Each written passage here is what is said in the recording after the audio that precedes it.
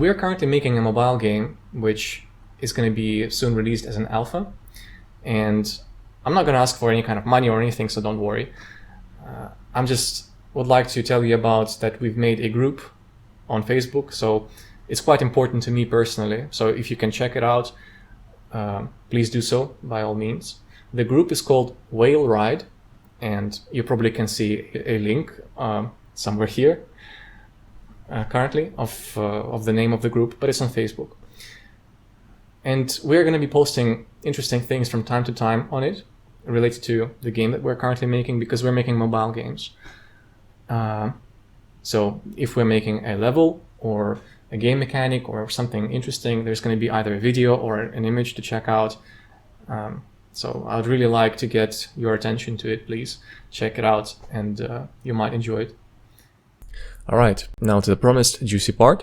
I'd like to talk about how you interpret things inside of the console, and in particular in this bottom region where usually scary errors are thrown at you, because this is very important for debugging.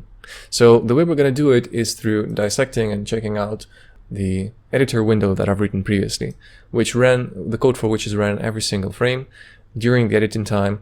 And this window, you already know how to create similar windows from a previous tutorial, because we were talking about editor and things like that. But the important thing is that it's got a code which is ran every single frame while I'm hovering my mouse over it, drawing every single field, drawing texts and things like that. So it's in here, and this video is actually a second attempt at recording it, because the previous one I've uploaded and it turned out to be too small text, so I'm going to zoom out a little bit. So we're going to introduce a logical error to this particular code, to the editor window, in order to produce an interesting error. So I'd like to produce an error with the following code. So I've got my dictionary reference. I'd like to access its keys collection, and then using the link, I'd like to turn it to list. You also know how to do that from the previous tutorial, so it's no problem. One thing I would say is just to put every single command of link to a new line, so like this. And then let's access some ridiculous index on that list. So maybe something like this. This should produce an error. And why is it giving me an error? That's because I'm accessing an element but not assigning to anything. So var a becomes equal to. This is a logical error, although it's syntactically perfectly fine. And we'll see its result once we get into Unity. So I'm going to save, jump into Unity, let it compile. And we should see a pretty scary, nasty error that sometimes people avoid.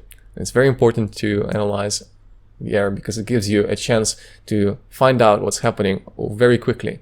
So sometimes you'll see that double clicking on the error doesn't work. And that happens when there is something happening inside of the .NET direction. So something to do with lists and things like this.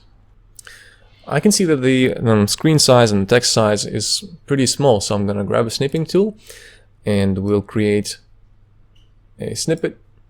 Right, so as you can see, the code stack is pretty big and pretty intimidating, but you should understand how to read it. The way you read it is from bottom to top, not from top to bottom. So we begin by looking at the first line right here. Here you can see that Unity Engine is accessing the GUI utility namespace, and then it's accessing a process event function, which takes 2 arguments. So it must have passed something as an integer and then as a pointer to an integer. It's probably happening somewhere on the C++ side. It in turn called another thing, which is these 2 lines. And you should read and understand that it's basically an experimental namespace that's calling the UI elements namespace.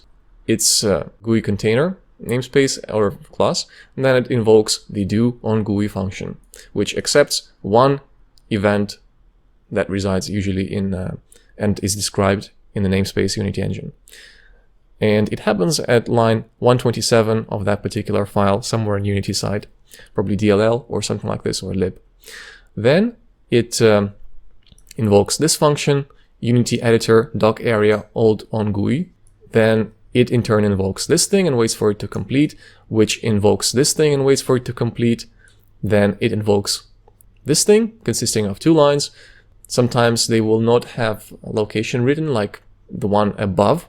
So system.reflection.methodBase invoke accepts some certain things, but its location is not present. That's because it belongs to system, which is the .NET space. It's not Unity's space.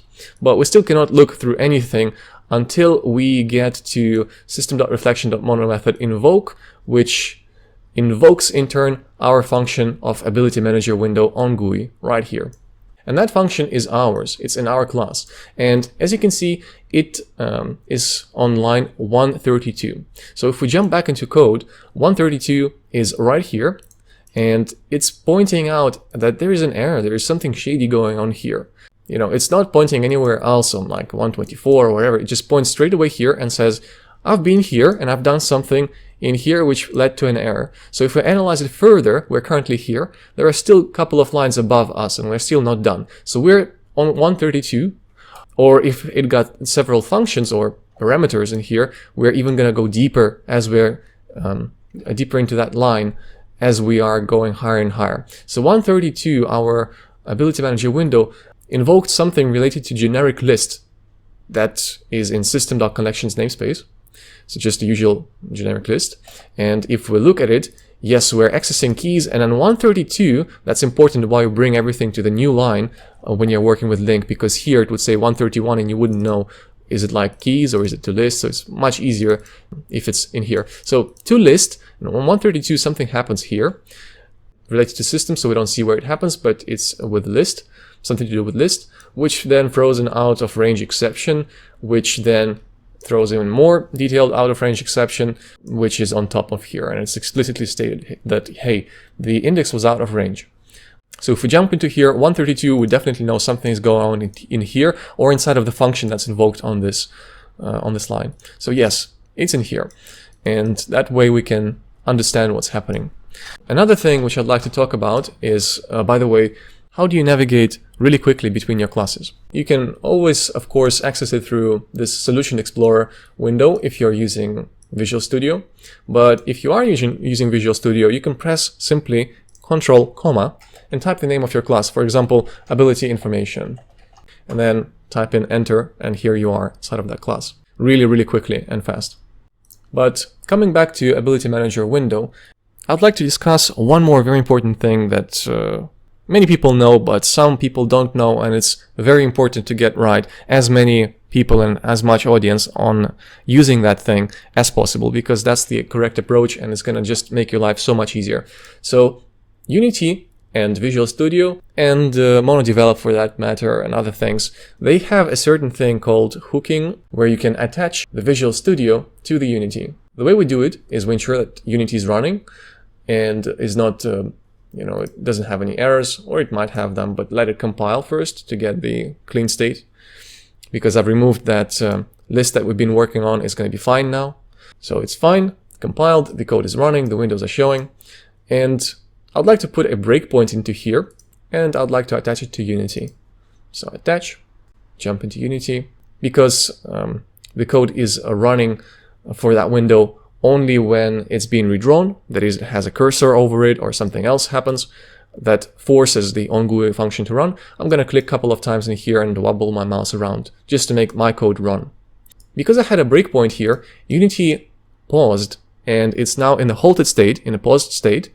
It was executing all the code previously in some other places, and then it hit onGUI function of my particular class, and it said, oh, he's got a breakpoint here. So I'm going to stop and allow him to inspect the entire state of this editor ability manager window. So it's now paused and we can inspect the ability manager window. And the thing that we were looking at, the call stack previously in the console function, in the console in here, that thing is exactly what's being shown on the left side of my Visual Studio. If I open this thing up, once again, the text size is pretty small. Let me quickly create a snippet out of it. You can see that in the call stack at the bottom, once again, Unity GUI utility was called, which called all of the things above, which in turn reached a place where it invoked our function, so onGUI right here. And if we were to look to the right, you can see that it's on line 128. Here we are. 128 is where our breakpoint is, and that's why it has got this red circle next to this top line at 128. The interesting thing is that if we are to jump around into even deeper functions, we can travel by double-clicking on these lines in the call stack, and to each separate line we can double-click and get into that particular function and inspect the object as if it were in that state, as if we haven't traveled deeper into the call stack. But we are now something like 35 layers deep probably into the call stack, and we are here. As soon as the onGUI function will reach its end, we will get one layer below. So we'll go from this line down back into here, and this line that's on very top will be erased and will be removed because it was completed. But we're still here and we still haven't completed it. And how do you open this particular call stack window just so that you can inspect it with me? You can either go into debug.windows and then get a call stack. From here you can also press Ctrl-Alt-C, or which is more convenient in the quick launch in the region here, you can just type call stack. Another thing which you'll require for this tutorial is the watch window, because in a moment we're going to be looking at and inspecting this Ability Manager window. How do you get it? You can also type in the watch, like WATC, and watch 1 is right here, or you can also get it from debug, Windows, watch 1. So we are currently paused and Unity is paused, and we can inspect the state of the Ability Manager window. We can do that by, if I right click in the watch window and clear all, I can then in the first line double click and type in the name of the variable that belongs to this Ability Manager window. So I have several variables declared on the top. I got different is initialized, booleans, shown in player abilities. So let's get is initialized. So I'll Control left click on the item to select its entirety, and then Control C to copy it, double click in here in the watch window and paste it, and then press enter. Here we see that it's true currently, while we are still sitting on this breakpoint in the onGUI function. And it just gives us, for convenience, what sort of type of the variable this is. So it's a Boolean type variable and it's true currently while we are on this breakpoint. If we travel down and let it execute for several lines, it might have changed if we would be reassigning some different variable. For example, initialized becomes equal to false. But it still hasn't changed, so that's why you can see that on this region being here, 2 lines deeper now, or 2 lines more advanced, we haven't still changed it. The way you travel like this line by line down, allowing it to execute commands, is by pressing, I think it's F10. I don't really remember because I got the keyboard without any letters on it, so I'm just tactile typing. But you can also use buttons that are up here, step over, which is F10. So if I press step over, you can see that we've executed this command. We are now currently paused, but on this line. If we step over once again, we've executed this line, which had a function which carried out different instructions, and already many things might have happened after this line was executed. And now we're waiting to execute this draw many GUI layout spaces custom function that I wrote previously. So if I press F10 once again, we're going to travel even deeper, or even more advanced, not deeper, but yeah, we've executed this function. We're now here, 1 line below, waiting for this thing to execute and assign something to a build scroll index. So if I hover over the scroll index, that's also another convenient way to inspect your variables, as opposed to putting them into the watch window. I can also put it here, but yeah, it's currently of value 0, and it's an integer. The way where it was declared, if I Control left click on it to select its entirety, press Control F, you can see by these red marks that it's in all of these places. So if I scroll up, it's in here, and yes, it was declared as a local variable to this class. So I go back down to the place where we are currently at. So after I run this function, the inSlider function, the value of this of the outcome of this inSlider function will be dumped into this variable. So let's see, it's probably not going to be changed, but it might be changed. So yeah, the result of 0 was dumped into this local function. It was unchanged. One thing to make sure you do is that if your variables are quite complex, not just booleans and integers, but perhaps this dictionary that we were working on when we tried to create errors, there is also nothing difficult in inspecting them. But if I hover over some of them, for example, this abilities and infos reference, which is a variable that was declared on top, I think somewhere here. Yeah, it's on the very top, local variable of this class.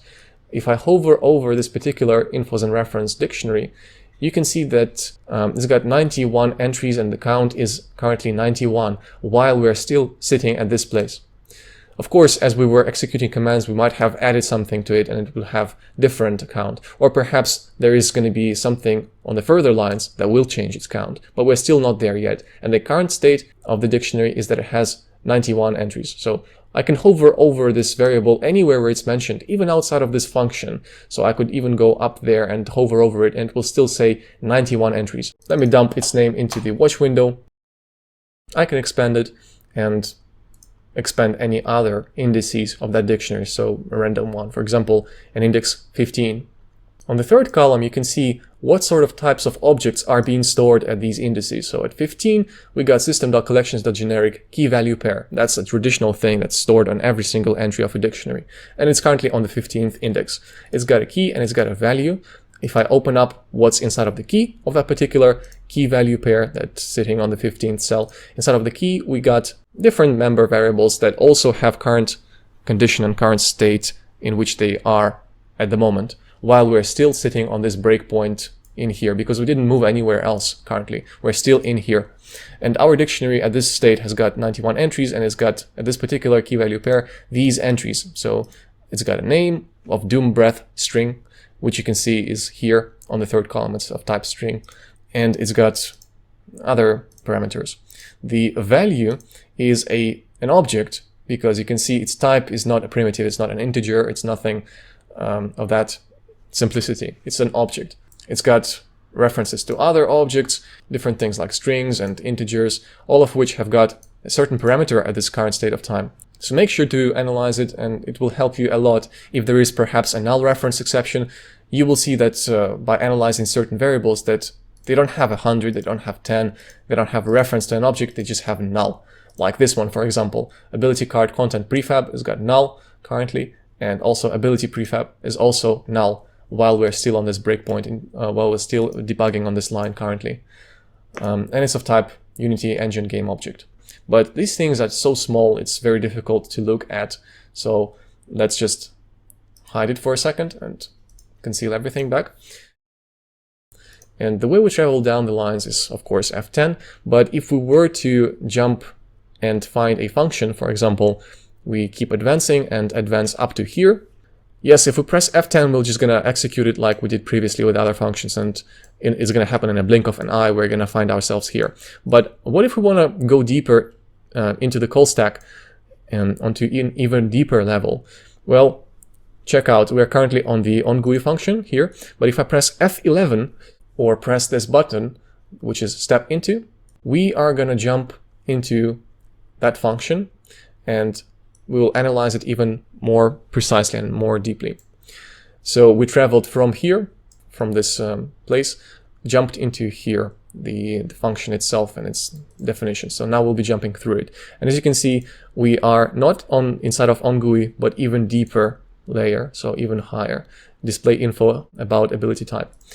If I press F10, I'm now going to be jumping inside of that particular function. I can hover over things such as arguments, for example, at the key. Maybe there is some issue with this function and I'm getting null reference exceptions. Well, perhaps it's from a parameter. So I'm going to open it up and inspect several things. Maybe it's a system type issue, or maybe the name is incorrect. But in my case, it seems okay. It's like addiction, which is the name of ability, and things are looking fine. It's invoking in even further functions, so we can step even deeper into it. But I'm just going to press F10, maybe inspect other variables. But if I'm tired of pressing F10, maybe there's like a very long for loop that has to jump through many times, I can just put a breakpoint somewhere down here. And then while being on this line, I can press F5 or press continue, and it will just jump or really execute everything in a blink of an eye. And I'll find myself here on this line right here. I can then take off the breakpoint and keep advancing further. Sometimes you would only want to hit a breakpoint if some condition was met. So if I put a breakpoint into here, I'm going to right click on it and enter a condition where I would like this breakpoint to be only hit when the ability info, so I will put a tick here, when the ability info is exactly equal to null. and it's only possible if the ability info is not a struct, it's just a class. You will not get any kind of warnings or errors if your condition is incorrect, so make sure to spell it properly. Don't put any kind of semicolons into here, but just a pure expression. The result of the expression should always evaluate to either true or false. It cannot give you any kind of results. But I'm going to press enter. We have a condition. And if I were to press F5, it would not stop here, because ability info currently at the current state, as you can see, it's got a value. It's not saying that the ability info is null. Yes, it's got references to other objects inside of it which are null, but the ability info is already populated with something. In particular, ability info was obtained slightly higher in that specific function, somewhere here, and it was the result of fetching from our dictionary that we were discussing at the beginning. So it's filled and it's fine. If I press F5, we will not hit it. I can verify this by putting a breakpoint slightly lower and press F5 or continue, and as you can see, we didn't hit this thing. We can also put conditions and expect it to hit something while we are in Unity and playing around in the editor or games. Our breakpoints will be missed until something in the Unity changes the state or our object such that here we're getting null, and then our breakpoint will finish or will stop. It's also very convenient when you are in the for loop and you wouldn't want to loop many times. You just put a breakpoint and say when my I counter is let's say is exactly equals to say 400. That will stop it once it reaches 400, and it will happen very quickly. But I'm currently tired of looking through this function. I could put a breakpoint somewhere at the bottom and jump to it, but a much more convenient way is to just step out, which is going to be an equivalent, and that's what's going to happen behind the scenes, is that Unity will just execute everything at the end, up to the end of this function, and will step out to the place where it was called, so it will return back to on GUI. Let's press step out, or press Shift F11, and here we are. We were invoking this function previously, but we finished it, and we are now at the last line of this on GUI function where we are currently in. You can also see why we are in on GUI without scrolling up and verifying the name of the thing by just clicking inside of this area of the function and just looking where you are at this top bar. You are in Vigor Editor Assembly, you are in the Ability Manager window class, and inside of the on GUI. If we were to click somewhere else into here, we are inside of the Ability Manager window, but inside of the Fetch Reflected Dictionary function. So it's quite convenient. If we click somewhere in the empty space, the whole thing will be grayed out because we're just in the Ability Manager window. We can also expand this thing and navigate to different functions of the Ability Manager window. So, for example, Fetch Reflected Dictionary, I can click on GUI, and here I am next to its declaration. If you are loving to type without looking at the keyboard, instead of clicking on things and control clicking to select the word in its entirety, you can just go down with the arrows and press Ctrl W to select the entire word.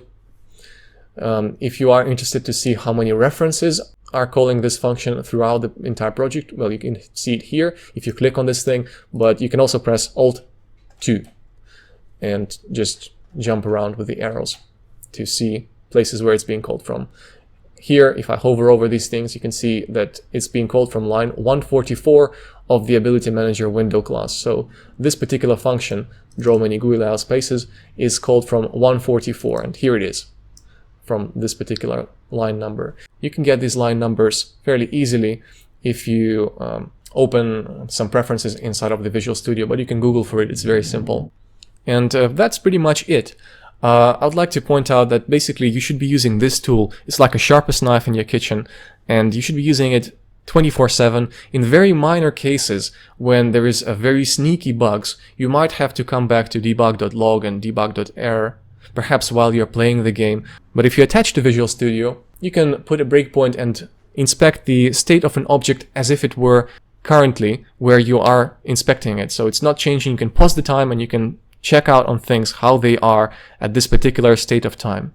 One more important thing which I've brought vaguely but still haven't probably mentioned very explicitly is that if we are somewhere here, for instance, I can press continue, and you might be curious where it will go because the function has finished.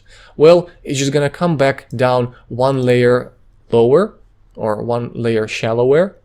It's gonna come back into system.reflection.mono method invoke, which will complete. We will get even shallower into the invoke that called that thing, and we'll keep going down until all of the functions have finished processing. And then once we've finished all of them, we are now down at the process event, just imagine, and Unity will say, right, let's draw a next frame of the editor. When it draws the next frame, it will execute the commands of all of my other editor functions, all of my other editor classes, and eventually it will say, right, now it's time to do the Ability Manager window class. And it will come into onGUI and will hit this breakpoint once again, but it's going to happen on a new frame. So if I indeed press F5, we are now back again into this onGUI function, into the same breakpoint as I've predicted. But it's a new frame, you must understand. There are some variables like the ones with the underscore. This is just for convenience for me to understand that they are local variables, but they were initialized previously. And I should not be looking at some variables that are non-local. For example, the key collection variable right here. It would be pretty much useless to look at it at the current state because we still haven't executed the line below us. It's sitting there, but it's being declared later on. And of course, if we hover over it, it's going to have null, as opposed to hovering over some variable that was initialized previously, perhaps inside of onEnable function that was ran before onGUI ever started running, which was initializing different things like different variables that I have. And these variables would be totally fine to hover over currently because they already have values assigned to them. To conclude, make sure to use the breakpoints of the Visual Studio. They're very, very useful. Make sure to use the watch window and the call stack. If you were to jump into the function, for example, into sync with inventories if needed, it's my custom function. So if I step into or press F11, I'm now inside of here. It's got different lines and it finishes up here or down here. If I want to get back a level just to peek what was happening previously, because I'm currently here, I don't have access to a state of an object, as it were, once it called this function. I can just double click on this call stack line, and we are back again here for a moment. The arrow color has changed. You know, something is happening. We're still inside of inspecting this particular function. We're still not out of it, but we are in it. You know, we were here, but that particular thing, if you double click on it, the entire state of the ability window sort of rolls back temporarily, allowing you to inspect how the things were looking previously before this function was called.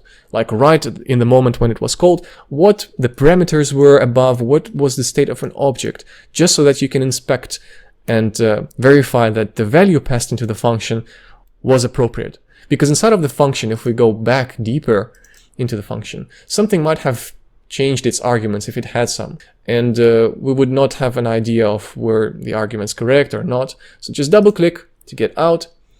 You can hover over the arguments as they were before this function was even called. And then once you've done verifying them, you can just double click back to go deeper, and the arguments will update to wherever was done to them inside of this function. This is pretty much it. And please guys, once again, check out on Whaleride. It's personally very important for me. We're going to be posting interesting things in there. And it's basically related to me being supported by the university. Very well doing in there, but university would like to see that I'm capable of attracting the visitors and the viewers and the audience, and capable of growing bigger. If you would like to support me just by clicking like or repost, now is the time to do it, and I would be really, really thankful for you. Just check on the Facebook group called Whaleride. Another thing is that I'm really into artificial intelligence currently at the moment. Once I've advanced further enough with my game that we are developing, I can then probably come back and create an awesome tutorial on how to create an artificial intelligence system. Currently, I've been struggling and battling with creating a so-called Lstm, which is a form of neural net that remembers sequences of things back in time, which means it's capable of generating text of understanding and analyzing and then learning how to mimic the voices of creatures, of the sounds. So it can get very smart in that sense. But not only am I trying to create an LSTM, I would like to create a so-called multi-layered LSTM, which contains multiple neurons, each of which is an LSTM block, each of which is capable of recording the temporal, that is the time information that happened in the past and how to react to it. So multi-layered LSTM. But not only that, I'm trying to create a multi-layered LSTM where there is multiple LSTM in each layer. And because we're dealing with the time sequence, it's like three-dimensional matrices and things like this. Of course, that would be done from scratch, and I would ensure to teach you all of the things from scratch, including any kind of complex maths, such as partial derivatives. I'm not terribly good at them, but I do understand their principle, and I do understand the backpropagation and things like this. So if you give me enough support and enough time, I will definitely come back and pay back the favor. So I will produce this tutorial for you guys in C++. Thank you once again, and I see you next time.